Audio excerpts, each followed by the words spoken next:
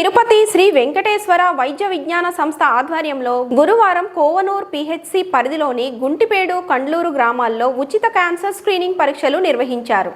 రాష్ట్ర ప్రభుత్వ ఆదేశాల మేరకు జిల్లా వైద్య ఆరోగ్య శాఖ సహకారంతో తిరుపతి జిల్లాలో 2 పింక్ బస్సుల ద్వారా మొబైల్ క్యాన్సర్ స్క్రీనింగ్ వేగవంతంగా జరుగుతోంది.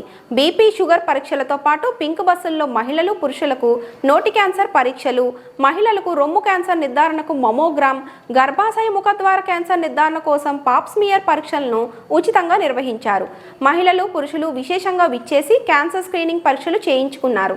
కాగా ఫిబ్రవరి 28న పీవీ కండ్రిగా తిమ్మన సముద్రంలో క్యాన్సర్ స్క్రీనింగ్ పరీక్షలు నిర్వహిస్తారు.